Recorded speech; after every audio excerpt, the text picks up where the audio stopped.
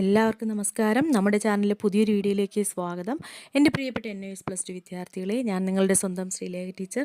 നമ്മൾ NUS+2 sociology എക്സാമിന് 2-3 ദിവസം കൂടിയേ ഉള്ളൂ. അപ്പോൾ ഒരു മോഡൽ ക്വസ്റ്റ്യൻ ഡിസ്കസ് ചെയ്യുകയാണ്. അതിൽ 3-4 പാർട്ടായിട്ടൊക്കെ ആയിരിക്കും നിങ്ങളിലേക്ക് വീഡിയോ എത്തുക. സമയക്കുറവ് കൊണ്ടാണ് കേട്ടോ. അപ്പോൾ നമ്മൾ ആദ്യത്തെ 15 ക്വസ്റ്റ്യൻസ് ആണ് ഇന്ന് ഡിസ്കസ് ചെയ്യുന്നത്. അപ്പോൾ നമ്മൾ ക്വസ്റ്റ്യനിലേക്ക് പോകുന്നതിന് മുമ്പ് നമ്മുടെ ചാനൽ ആദ്യമായിട്ട് കാണുന്നവരാണെങ്കിൽ സബ്സ്ക്രൈബ് ചെയ്ത് സപ്പോർട്ട് ചെയ്യുക. നിങ്ങൾ വീഡിയോ പ്രയോജനപ്പെടുത്തുക. നമ്മൾ സോഷ്യോളജിയും മലയാളവും എല്ലാം ഒരുപാട് വീഡിയോസ് നമ്മുടെ ചാനലിൽ മുൻപ് അപ്ലോഡ് ചെയ്തതുണ്ട്. നിങ്ങളത് എന്ത് ചെയ്യുക, നിങ്ങൾക്ക് ആവശ്യമുള്ളത് എടുത്ത് പ്രയോജനപ്പെടുത്തുക. Okay, first question. ഒന്നാമത്തെ ക്വസ്റ്റ്യൻ എന്താണ്? Which among these is the attributes of society? അതായത് നമ്മൾ സമൂഹത്തെ പറ്റി പറയുമ്പോൾ അതിൽ ഏറ്റവും അതിന് യോജിക്കുന്നത് ഏതാണെന്നാണ്. Likeness and differentiation, interdependence, cooperation and conflict, all of them. ഏതാണ് അതിൽ ചേരുന്നതെന്നാണ്. അപ്പോൾ ഏറ്റവും അതിൻ്റെ ഓപ്ഷൻ ഡി ആണ് കറക്റ്റ് ആൻസർ. അതായത് താഴെ പറയുന്നവയിൽ ഏതാണ്? സമൂഹം എന്ന് പറയുമ്പോൾ അതിൽ ലൈക്ക്നെസ് ഉണ്ടാവും, ഡിഫറൻഷ്യേറ്റ് അല്ലെങ്കിൽ വ്യത്യാസങ്ങളും വൈജാത്യങ്ങളും വ്യത്യസ്തതകളും ഉണ്ടാവും, അതുപോലെ ഏകീകരണ സ്വഭാവം ഉണ്ടാവും, പരസ്പര ആശ്രയത്വം ഉണ്ടാവും, സഹകരണം, കോൺഫ്ലിക്റ്റ്, ഇതെല്ലാം. അപ്പോൾ ഓൾ ഓഫ് ദം എന്നുള്ളതാണ് കറക്റ്റ് ആൻസർ. ഇനി ഒന്നിൽ തന്നെ മൾട്ടിപ്പിൾ ചോയ്സ് ആണ് B. Which is the more important in all respect? താഴെ കൊടുത്തിരിക്കുന്നവയിൽ ഏതാണ് ഏറ്റവും പ്രധാനപ്പെട്ട പ്രാധാന്യമുള്ളവ എന്നാണ് പറയുന്നതിൽ ഏറ്റവും പ്രാധാന്യമുള്ളത് ഏതാണ്? A, both the cooperation and conflict, അതായത് സഹകരണവും സംഘടനവും. B, cooperation. C, conflict. Cooperation means സഹകരണം, കോൺഫ്ലിക്റ്റ് സംഘടനം. ഇനി ഡി എന്ന് പറയുന്നത് none amongst corporation and conflict. അപ്പോൾ അതിൽ കറക്റ്റ് ആൻസർ ബി ആണ്, കോപ്പറേഷൻ എന്നുള്ളതാണ്. സഹകരണമാണ് ഏറ്റവും ഇമ്പോർട്ടൻ്റ് ആയിട്ടുള്ളത്. ഇനി രണ്ടാമത്തെ ക്വസ്റ്റ്യനിൽ എ ഏതാണെന്ന് നോക്കാം. Which of the following is the endogenous factor of social change? നമ്മൾ സോഷ്യൽ ചേഞ്ച് എന്ന് പറയുമ്പോൾ സമൂഹത്തിൻ്റെ മാറ്റം, അതിനെക്കുറിച്ച് പറയുമ്പോഴത്തേക്കും ഏതാണ് അതിൽ ഇതായിട്ട് നിൽക്കുന്നത്, വ്യത്യസ്തമായിട്ട് നിൽക്കുന്നത് എന്നുള്ളതാണ്, അല്ലെങ്കിൽ ഏകപക്ഷീയമായിട്ട് നിൽക്കുന്നത് ഏതാണ്? ചേഞ്ചസ് ഇൻ പോപ്പുലേഷൻ, ജനസംഖ്യയിലുണ്ടാകുന്ന മാറ്റം. ചേഞ്ചസ് ഇൻ കൺസംഷൻ പാറ്റേൺ, നമ്മൾ ഉപഭോഗം ചെയ്യുന്നതിലുള്ള മാറ്റം. Changes due to interaction and conflict, സഹകരണവും സംഘടനവും ആരൊക്കെ തമ്മിലുള്ള between young and old. Changes in voting പാറ്റേണിലുണ്ടാകുന്ന മാറ്റം. അപ്പോൾ രണ്ടാമത്തേൽ എയിൽ കറക്റ്റ് ആൻസർ എന്ന് പറയുന്നത് ഏതാണ്? സി ആണ്. Changes due to interaction and conflict between young and old, അതാണ് നമ്മൾ സോഷ്യൽ ചേഞ്ച് എന്നുള്ളതിനെക്കുറിച്ച് പറയുമ്പോൾ നമുക്ക് കറക്റ്റായിട്ടുള്ള ആൻസർ. ഇനി അതിൽ മറ്റൊരു ക്വസ്റ്റ്യൻ, മൾട്ടിപ്പിൾ ചോയ്സ്. രണ്ടാമത്തെ question, which of the following is not a demographic factor of social change? സാമൂഹ്യ മാറ്റത്തിൽ ഡെമോഗ്രാഫിക്, അതായത് ജനസംഖ്യാപരമായിട്ടുള്ള ഘടകം അല്ലാത്തത് ഏത്? Inflation, death rate, birth rate, size of population. ഇതിലേതാണ് കറക്റ്റ് ആൻസർ എന്ന് പറയുന്നത്? എ ആണ് കറക്റ്റ് ആൻസർ. അതായത് ഇൻഫ്ലേഷൻ എന്നുള്ളതാണ്. ബാക്കിയെല്ലാം സോഷ്യൽ ചേഞ്ചുമായിട്ട് ഡെമോഗ്രാഫിക് ഫാക്ടർ അല്ല സോഷ്യൽ ചേഞ്ചിൽ. ഡെത്ത് റേറ്റും ബർത്ത് റേറ്റും സൈസ് ഓഫ് പോപ്പുലേഷനും ഒന്നും. ഓക്കെ, നെക്സ്റ്റ് മൂന്നാമത്തെ question. Choose the kind of factor which best describes the statement population increases with improved medical facilities and sanitary conditions. അതായത് population increases with improved, നമ്മുടെ improve ആയിട്ടുള്ള medical facilities,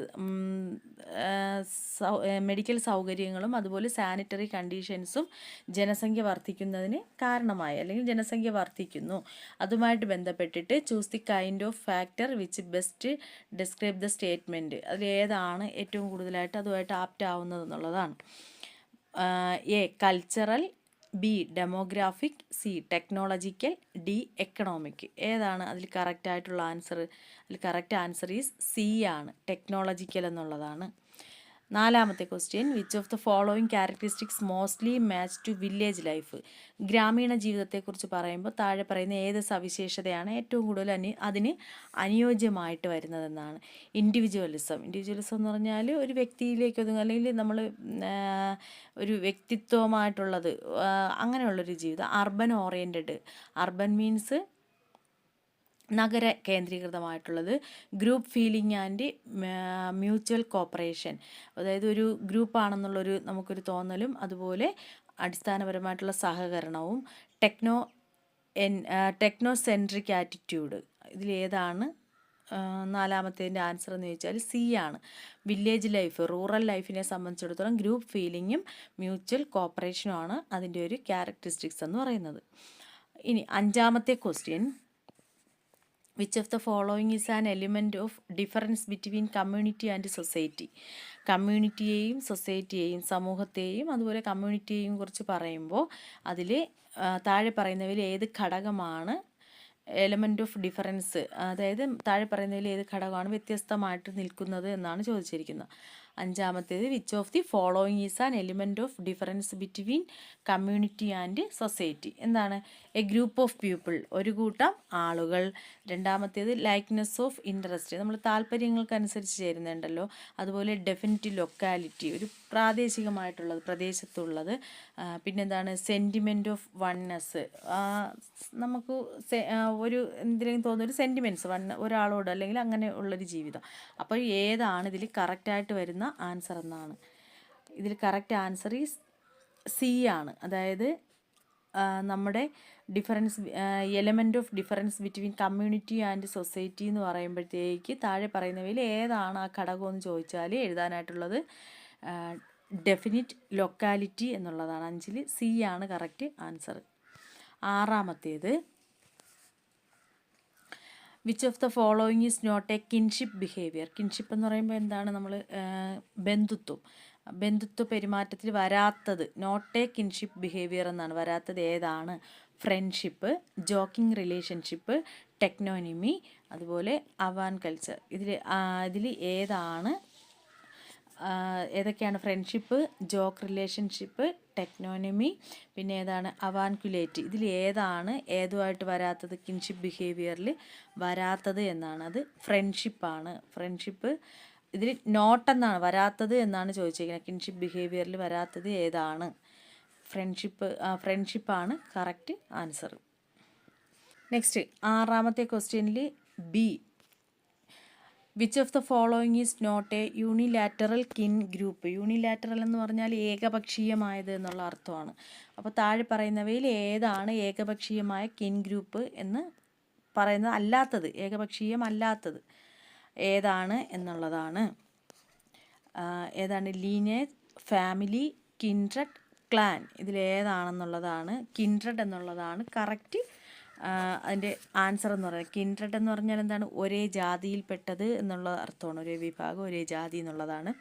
ഏഴാമത്തെ question, which are the examples of educational corruption. വിദ്യാഭ്യാസപരമായിട്ടുള്ള അഴിമതിക്ക് ഉദാഹരണം താഴെ പറയുന്നവയിൽ ഏതാണ്?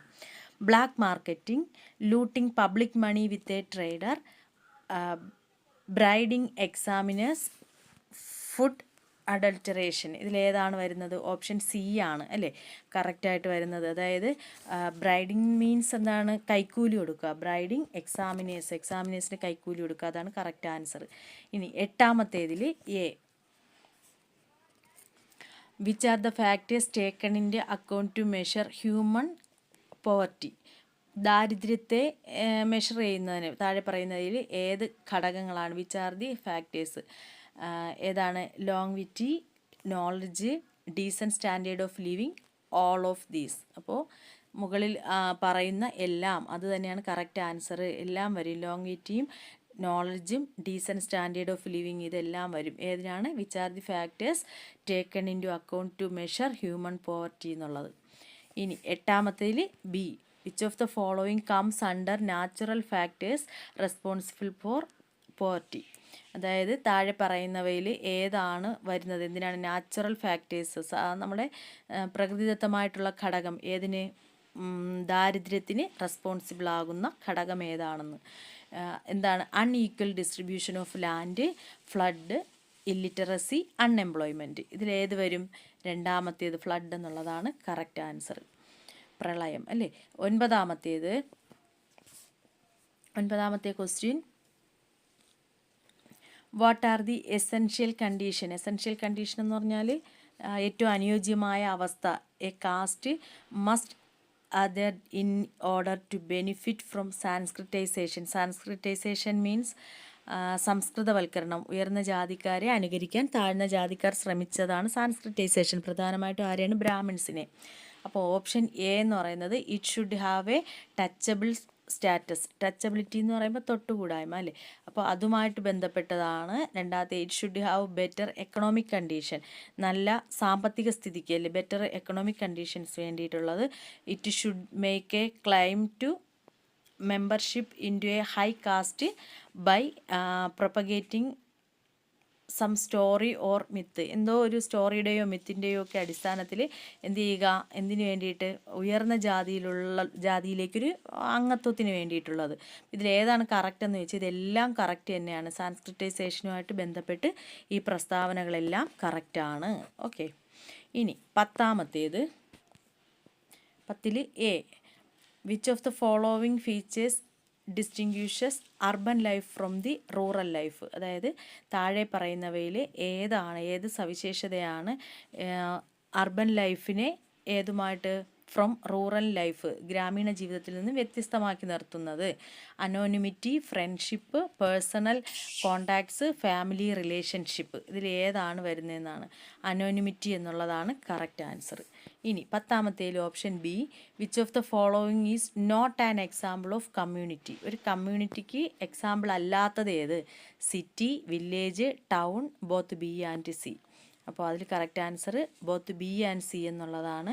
അതായത് വില്ലേജും ടൗണുമാണ് എന്തിന് ഉദാഹരണമല്ലാത്തൊരു കമ്മ്യൂണിറ്റിക്ക് ഉദാഹരണമല്ലാത്തത്. ഇനി 11ാമത്തെ question. How many stages population experts have identified before population getting stabilized. അതായത് how many stages population experts have identified before population getting stabilized എന്ന് പറഞ്ഞാൽ ജനസംഖ്യാ സ്ഥിരത അല്ലേ, ജനസംഖ്യാ സ്ഥിരത കൈവരിക്കുന്നതിന് മുൻപ് ജനസംഖ്യാ വിദഗ്ധർ എത്ര ഘട്ടങ്ങൾ തിരിച്ചറിഞ്ഞിട്ടുണ്ട് എന്നാണ് ചോദിക്കുന്നത്. 5, 6, 3, 2. അതിൻ്റെ കറക്റ്റ് ആൻസർ ഈസ് ഡി ആണ്. രണ്ട് ഘട്ടങ്ങളെന്നുള്ളതാണ്. 12ാമത്തെ question. Which of the following is not a feature of westernization. Westernization എന്ന് പറഞ്ഞാൽ പാശ്ചാത്യവൽക്കരണം. അപ്പോൾ താഴെ പറയുന്നവയിൽ ഏത് സവിശേഷതയാണ് പാശ്ചാത്യവൽക്കരണമായിട്ട് അല്ലാതെ നിൽക്കുന്നതെന്നുള്ള?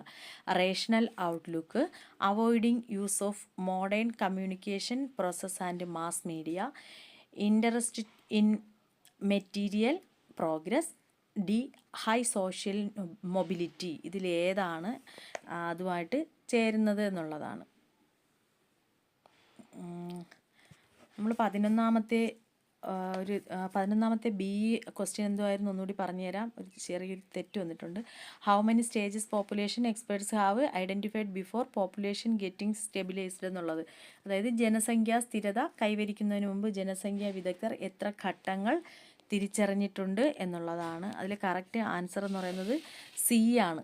അതായത് 3 എന്നുള്ളതാണ്. 2 അല്ല 3 ആണ്. ഓക്കെ, ഇനി 12ാമത്തെ ക്വസ്റ്റ്യൻ എന്തായിരുന്നു? Which of the following is not a feature of westernization. Westernization പാശ്ചാത്യവൽക്കരണം, അതുമായിട്ട് നോട്ട് എ ഫീച്ചർ, പാശ്ചാത്യവൽക്കരണത്തിൻ്റെ സവിശേഷത അല്ലാത്തത് ഏത് എന്നുള്ളതാണ്. Rational outlook, avoiding use of modern communication process and mass media, interest in material progress, high social mobility. ഇതിലേതാണെന്നുള്ളതാണ്. അതിൽ B ആണ് correct answer. Avoiding use of modern communication process and mass media. 13ാമത്തെ question. Scheduled tribes live in dash. എവിടെയാണ് പട്ടികവർഗക്കാർ ജീവിക്കുന്നത്? Scheduled tribe എവിടെയാണ്? Hilly and forested areas, B urban areas, rural areas, village. ഇതിലേതാണെന്ന് നമുക്കറിയാം. Hilly and forest area, കുന്നുകളുടെ, അതായത് ഉയർന്ന കുന്നിൻ മുകളിലും അതുപോലെ വനപ്രദേശങ്ങളിലുമാണ് അവർ ജീവിക്കുന്നത്. 13ൽ B. Traditionally tribal economy was. പരമ്പരാഗതമായിട്ട് നോക്കുകയാണെങ്കിൽ പട്ടികവർഗക്കാരുടെ സമ്പദ് വ്യവസ്ഥ. ഇത് നമ്മൾ ഇംഗ്ലീഷിനെ ഇങ്ങനെ കറക്റ്റ് മലയാളത്തിലോട്ട് തർജ്ജിമ ചെയ്യുമ്പോൾ ഒരുപാട് ബുദ്ധിമുട്ടുന്നുണ്ട്. അതാണ് ചില സമയത്ത് എന്ത് ചെയ്യുന്നത്, നമുക്ക് വാക്കുകൾ കിട്ടാതെ വരും, കറക്റ്റ് ആ സെൻറ്റൻസ് നമുക്ക് കിട്ടാതെ വരും. നിങ്ങൾക്ക് തന്നെ അറിയാമല്ലോ. അപ്പോൾ അവിടെ അതുകൊണ്ടാണ് ചില സ്ഥലത്ത് വരുമ്പോൾ ചിലപ്പോൾ നമുക്ക് മിസ്റ്റേക്കൊക്കെ വരുന്നത്.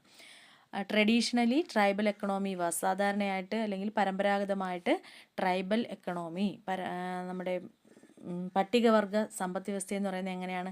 പ്രോഫിറ്റ് ഓറിയൻറ്റഡ്, ലാഭത്തിൽ കേന്ദ്രീകരിച്ചുള്ളതാണോ, മാർക്കറ്റ് ബേസ്ഡ് ആയിട്ടുള്ളതാണോ, ഫോർ സബ്സിസ്റ്റൻസ് ആണോ, അഗ്രികൾച്ചർ ബേസ്ഡ് ആണോ? അതിൽ കറക്റ്റായിട്ടുള്ള ആൻസർ എന്ന് പറയുന്നത് സി ആണ്, ഫോർ സബ്സിസ്റ്റൻസ് എന്നുള്ളതാണ്. 14-ാമത്തേത്,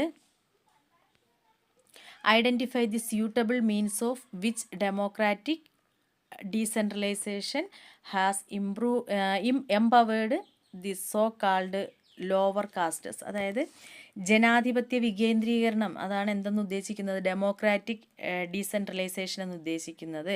അപ്പോൾ അത് താഴ്ന്ന ജാതികളെന്ന് വിളിക്കപ്പെടുന്നവരെ ശാക്തീകരിക്കുന്നതിന് അനുയോജ്യമായ മാർഗം താഴെ കൊടുത്തിരിക്കുന്നവയിൽ ഏതാണ്? ഏത് പ്രകാരമാണ്? ജനാധിപത്യ വികേന്ദ്രീകരണം അനുസരിച്ചാണെങ്കിൽ ഏതാണ് താഴെ പറയുന്നവയിൽ താഴ്ന്ന ജാതിക്കാരെ ശാക്തീകരിക്കുന്നതിന് അനുയോജ്യമായിട്ടുള്ളത്? അങ്ങനെയൊരു മാർഗം ഏതാണെന്നാണ് ചോദിച്ചിരിക്കുന്നത്. A, through reservation in educational institution. B, through empowerment by managing local self government at village level as a result of reservation in panchayat raj. C, through business opportunities. D, through reservation in employment എന്നുള്ളതാണ്. അതിൽ correct answer എന്ന് പറയുന്നത് B ആണ്. Okay. 15-ാമത്തെ question, which were the economic activities of tribals. ട്രൈബൽസിൻ്റെ, പട്ടികവർഗക്കാരുടെ economic activities ഏതാണ്? A, hunting and gathering. B, agriculture. C, industrial activities. D എന്ന് പറയുന്നത് സ്മാൾ സ്കെയിൽ ഇൻഡസ്ട്രി. ഇതിൽ ഏതാണ് അവരുടെ തൊഴിലെന്ന് പറയുന്നത്? 15-ൽ എ ആണ് correct answer. Hunting and gathering അല്ലേ, വേട്ടയാടലും അങ്ങനെ അലഞ്ഞു തിരിഞ്ഞ് ശേഖരിച്ച് ജീവിക്കലും ഒക്കെയാണ് അവരുടെ കറക്റ്റായിട്ടുള്ള ആക്ടിവിറ്റിയിൽ വരുന്നത്. 15-ാമത്തേത് B, half of the total tribal population reside in middle Indian region comprising of states. അതായത് നമ്മൾ half of the total tribal people, നമ്മൾ മുഴുവൻ ആദിവാസി അല്ലെങ്കിൽ ട്രൈബൽ വിഭാഗത്തിൽപ്പെട്ടവരുടെ ജനസംഖ്യ എടുത്താലും ഹാഫ് ഓഫ്, അതിന് പകുതിയും എവിടെയാണ്? മിഡിൽ ഇന്ത്യൻ റീജിയനിലാണ് അല്ലേ. അത് ആ സ്റ്റേറ്റ്സ് ഏതൊക്കെയാണ് ആ ഗ്രൂപ്പിൽ വരുന്നത് എന്നാണ് ചോദിച്ചിരിക്കുന്നത്. Madhya Pradesh, Uttar Pradesh, Jharkhand, Orissa and west Bengal. Option B, Madhya Pradesh, Chhattisgarh, Bihar, Orissa and west Bengal. C, Madhya Pradesh, Chhattisgarh, Jharkhand, Orissa and west Bengal. D, Madhya Pradesh, Chhattisgarh, Jharkhand, Orissa and Bihar. Correct answer C ആണ്. മധ്യപ്രദേശ്, ഛത്തീസ്ഗഡ്, ജാർഖണ്ഡ്, ഒറീസ ആൻഡ് വെസ്റ്റ് ബംഗാൾ എന്നുള്ളതാണ് കറക്റ്റ് ആൻസർ. 16-ാമത്തെ ക്വസ്റ്റ്യൻ മുതൽ നമുക്ക് പാർട്ട് 2 വീഡിയോയിൽ കാണാം. ഓക്കെ, എല്ലാവരും നന്നായിട്ട് പഠിക്കുക, നല്ല മാർക്ക് സ്കോർ ചെയ്യുക. Thank you.